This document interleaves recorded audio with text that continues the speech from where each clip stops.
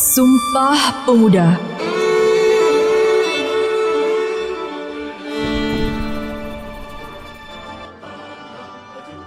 Sebagai insinyur, saya bilang kita harus membangun di atas sebuah dasar. Dasar yang sudah ada, bukan dasar yang belum ada. Begitu juga negara Indonesia. Merdeka harus dibangun di leher dan bahu yang kokoh. Di atas dasar yang sesuai dengan sejarah kita. Dasar yang demikianlah yang menjadi falsafah kita. Kita harus bersama-sama mencari visi dan wawasan yang kita semuanya setuju. Ini bukan kompromis, tapi kita sama-sama mencari satu hati yang kita setujui bersama. Indonesia itu beragam. Indonesia yang penuh sejarah dan budaya. Sahabat, bertemu lagi dengan saya Sela CRO dari AT. Pada tanggal 28 Oktober itu kan kita akan memperingati Hari Sumpah Pemuda. Ya. Menurut Bapak bagaimana sih pemuda seharusnya? Oke, kalau menurut saya pemuda itu harus punya semangat dan dia harus mengambil bagian dari pembangunan ini, pembangunan Indonesia tentunya. Kemudian yang kedua, ketika pemuda itu mengalami kegagalan, ya kita nggak boleh diam. Jadi harus tetap melangkah, bergerak menuju perbaikan-perbaikan supaya kegagalan tadi menjadi suatu kesuksesan.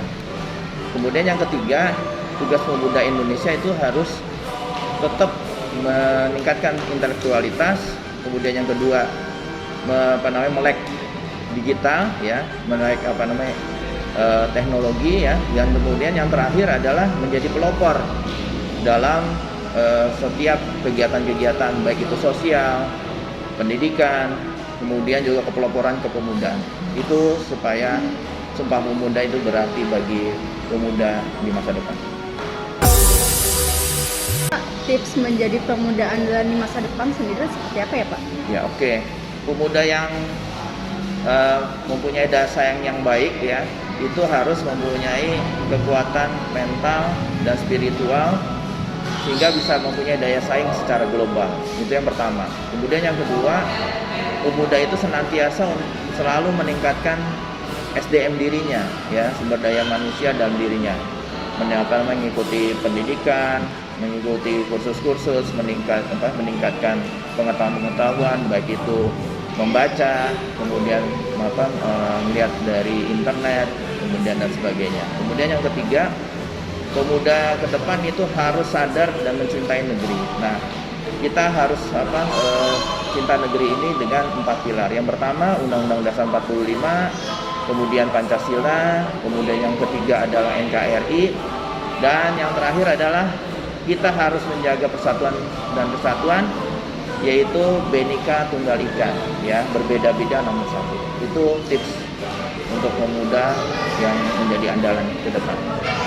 Oke Pak, terima kasih. Ya, sama-sama.